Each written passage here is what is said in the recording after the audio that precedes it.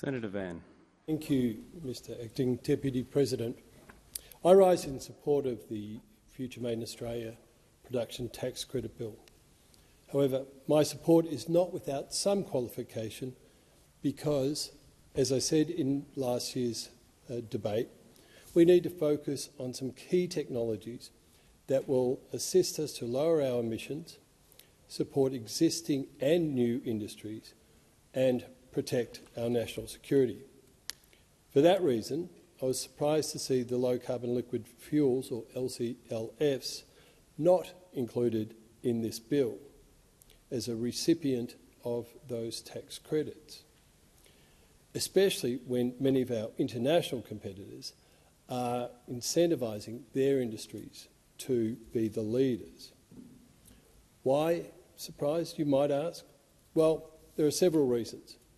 First, low carbon fuels were included in the priority sectors that made up the key focus areas of Future Made in Australia in the national interest framework that went with that, the framework that we agreed to in this place last year.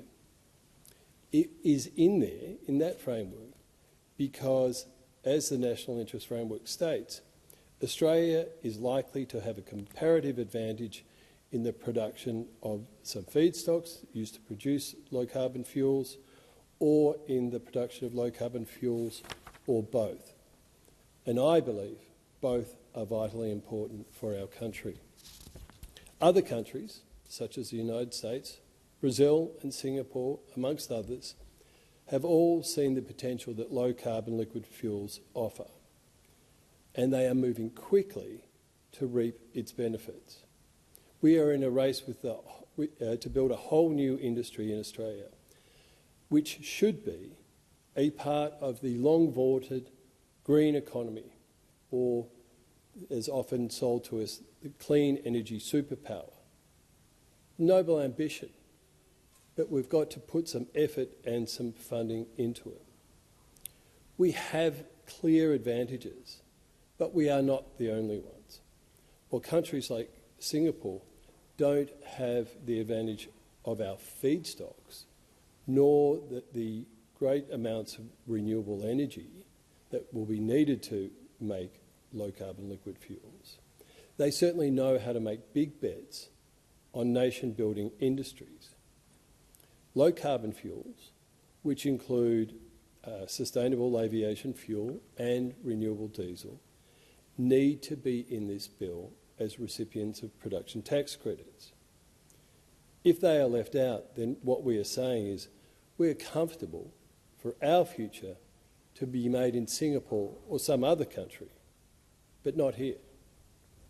This defeats the most important benefits of producing low-carbon fuels here, and that is fuel security which is vital to our national security.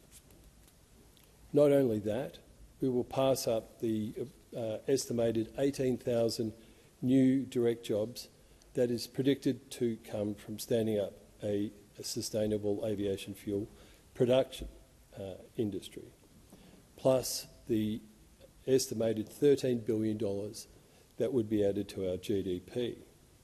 We will effectively load all these benefits onto ships heading to Singapore with all the feedstock that we will be sending them, and Singapore will benefit as they export it to the rest of the world.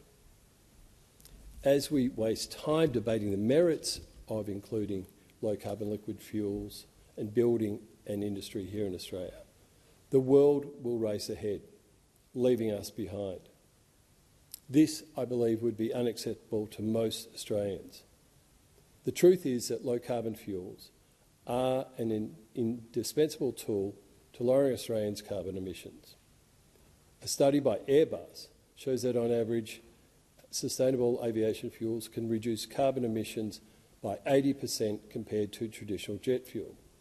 This is particularly important when we consider that worldwide the aviation industry accounts for up to 3% of human-induced greenhouse gas emissions.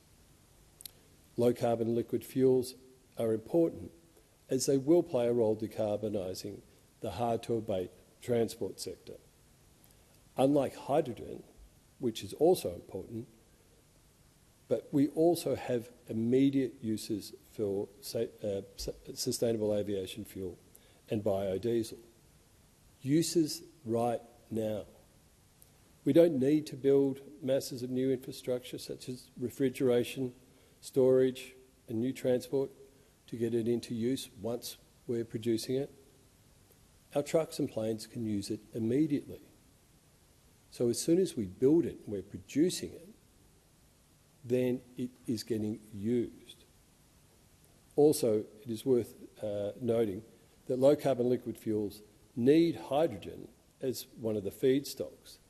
So standing up a sustainable aviation fuel industry not only builds that industry, it also provides an offtake opportunity for our hydrogen production industry, which is in this bill. Instead, to be prepared for the future means we must commit to clear and specific incentives that will ensure this crucial but nascent low-carbon liquid fuel industry flourishes. But the benefits of LCLFs are not just limited to emissions reduction. Low-carbon liquid fuels will also support our farmers who will grow the feedstocks. It will enable us to develop a strong supply chain and help us build a sovereign fuel capacity. With the prospect of an interregional war drawing ever closer, and traditional allies such as the United States potentially, and I stress potentially, turning inwards, now is the time more than ever to set the stage for a strong and independent Australia that produces its own fuels and can stand on its own two legs. That won't happen without a sovereign fuel manufacturing capacity. Not as long as 91% of our fuel is imported from overseas, and we hold only 54 days of strategic fuel reserves, which is barely half of the recommended amount suggested by the International Energy Agency. This is only worsened by the fact that this strategic reserve would have to be shared between both our military and civilian sectors. This would have a devastating effect on our economy during a conflict. If we can't protect our sea lanes of communication that traditional fuels come in on, then how do we keep running our economy? And while we remain deeply vulnerable to a blockade, which would cut off most of our fuel, supporting fuel security, in my view, is completely non-negotiable. And helping to support and start an independent low-carbon liquid fuel industry would go a long way to ensuring that we have secure our sovereignty and our economy at the same time. Now, with all that said, I do support and am a keen advocate for hydrogen production, which is given tax offsets in this bill. But we also need to bear in mind that it will take years to contribute to our economy and our emissions reductions.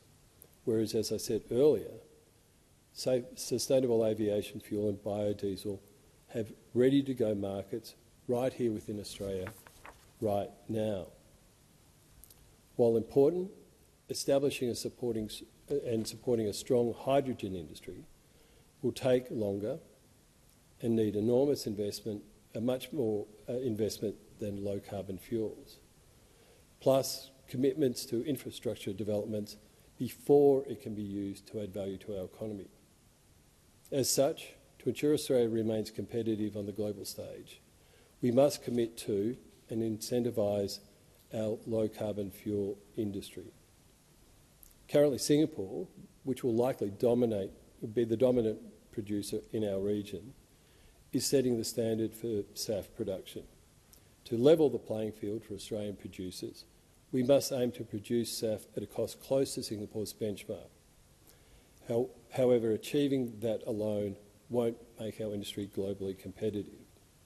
The goal must be to close the gap between what's called Jet A1 fuel and sustainable aviation fuel. To do this, we need to bring down the cost of low-carbon fuels, and that's why I will be introducing an amendment to this bill to include production tax credits for low-carbon fuels in this bill. Thank you.